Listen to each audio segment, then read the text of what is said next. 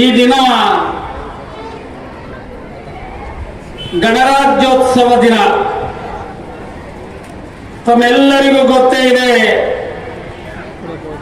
ಈ ಒಂದು ಕಾರ್ಯಕ್ರಮವನ್ನು ಕುರಿತ ಹಾಗೆ ಅನೇಕ ಜನ ಮುಖಂಡರು, ಅಧಿಕಾರಿ ವರ್ಗದವರು ತಮ್ಮ ಸಂದೇಶವನ್ನು ನೀಡಿದರೆ ಅದು ನಿಜವಾಗ್ಲೂ ಇವತ್ತು ಯುವ ಪೀಳಿಗೆಗೆ ಬಹಳ ಅಗತ್ಯತೆ, ಅವಶ್ಯಕತೆ ಅನ್ನಂತ ಮಾತನ್ನ ನಾನಾದರೂ ಹೇಳಕ್ಕೆ ಬಯಸಿ, ಮೊದಲ ಬಾರಿಗೆ ಈ ಒಂದು ಕಾರ್ಯಕ್ರಮ ಜನವರಿ 26 ಗಣರಾಜ್ಯೋತ್ಸವ ದಿನ ಸ್ವತಂತ್ರ ಭಾರತದಲ್ಲಿ ವಿಶೇಷವಾಗಿ ಸ್ವರ್ಣಾಕ್ಷರದಲ್ಲಿ ಬರೆದಿಡುವಂತ 2 ರಾಷ್ಟ್ರೀಯ ಹಬ್ಬಗಳಿದಾವೆ.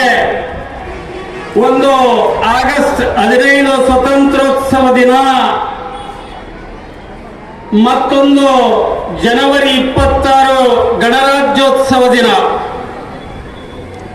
ಕಾರಣ 1947 ಆಗಸ್ಟ್ 15ಕ್ಕಿಂತ ಮುಂಚೆ ನಮ್ಮ ದೇಶ ಭಾರತ ಸ್ವತಂತ್ರ ಭಾರತ ಆಗೋದಕ್ಕಿಂತ ಮುಂಚೆ ಇಲ್ಲಿಯ ಭಾರತೀಯ ನಾಗರಿಕನ, ಭಾರತೀಯ ಪ್ರಜೆಯ ಬದುಕು ಹೇಗಿತ್ತು, ನಂತರ ಹೇಗಾಯಿತು, ಇವೆಲ್ಲವೂ ಹೋಲಿಕೆ ವ್ಯತ್ಯಾಸಗಳನ್ನ ಮಾಡಿಕೊಳ್ಳುವಂತ ಒಂದು ಸಂದರ್ಭ. ಹಾಗಾಗಿ ಸ್ವತಂತ್ರ ಅಂದ್ರೆ ಏನು, ಗಣರಾಜ್ಯೋತ್ಸವ ಅಂದ್ರೆ ಏನು ಅಂತ ನಾವು ಪ್ರಶ್ನೆ ಮಾಡಿದರೆ ಬಹಳ ಜನ ಕಾರ್ಯಕ್ರಮದಲ್ಲಿ ಉಲ್ಲೇಖವನ್ನು ಮಾಡಿದರು.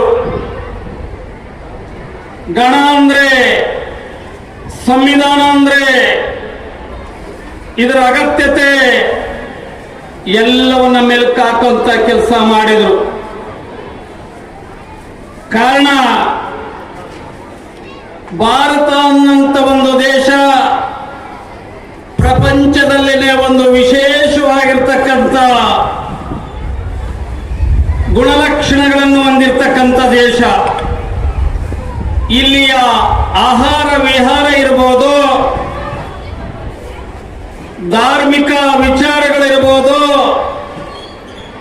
ಸಾಮಾಜಿಕ ವಿಚಾರ ಚಿಂತನೆ ಮಂಥನಗಳಿರ್ಬೋದು,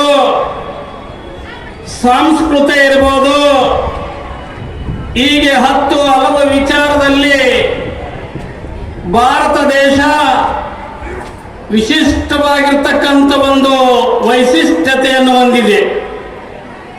ಕಾರಣ ಇಲ್ಲಿರ್ತಕ್ಕಂಥ ಪ್ರಾಂತವಾರು, ಭಾಷಾವಾರು ಪ್ರಪಂಚದಲ್ಲಿ ಮತ್ತೆಲ್ಲಿ ಕಂಡು ಬರುವುದಿಲ್ಲ. ಆ ಕಾರಣಕ್ಕೋಸ್ಕರ 600ಕ್ಕಿಂತ ಹೆಚ್ಚು ರಾಜರ ಆಡಳಿತವನ್ನು ಹೊಂದಿದಂತ ಈ ದೇಶ ತನ್ನದೇ ಆಗಿರ್ತಕ್ಕಂಥ ಭಾಷೆ, ಉಡುಗೆ ತೊಡುಗೆ, ಆಹಾರ ಪದ್ಧತಿ, ಧಾರ್ಮಿಕ ಪದ್ಧತಿ, ಸಾಮಾಜಿಕ ಪದ್ಧತಿಗಳನ್ನು ಒಳಗೊಂಡಿತ್ತು.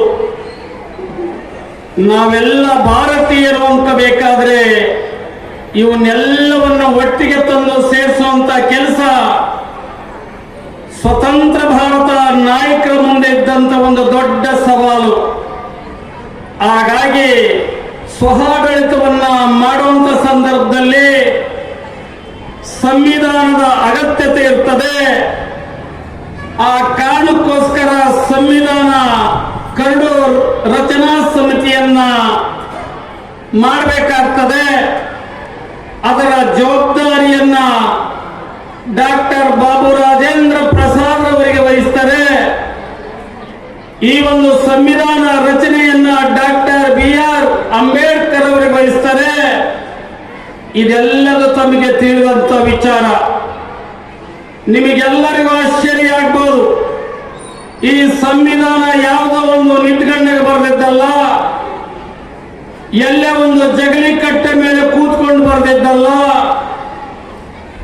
ಈ ರೀತಿಯಾಗಿ ಈ ಸಂವಿಧಾನವನ್ನ ಪೂರ್ಣ ಪ್ರಮಾಣದಲ್ಲಿ 8,000 ಪದಗಳನ್ನು ಒಳಗೊಂಡ 25 ಅಧ್ಯಾಯಗಳನ್ನು ಒಳಗೊಂಡಿರ್ತದೆ. ಈ ರೀತಿಯಾಗಿರ್ತಕ್ಕಂಥ ಬೃಹತ್ ಸಂವಿಧಾನವನ್ನ, ಬೃಹತ್ ಲಿಖಿತ ಸಂವಿಧಾನವನ್ನ ಬರೆಯೋಕೆ ತಗೊಂಡಿದ್ದ ಸಮಯ ಕೇವಲ 1 ವಾರ, ತಿಂಗಳು ಅಲ್ಲ,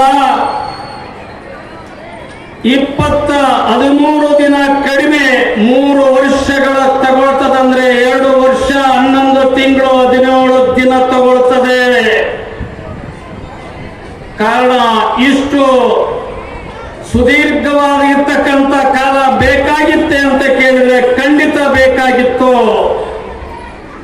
ಕಾರಣ ಇಲ್ಲಿ ಅಸಮಾನತೆ ಎದ್ದು ಕಾಣ್ತಾ ಇತ್ತು. ಯಾಕಂತ ಹೇಳಿದ್ರೆ ಈ ಭಾರತ ದೇಶ ವೈದಿಕ ಕಾಲದಿಂದ, ಮನೋಕಾಲದಿಂದ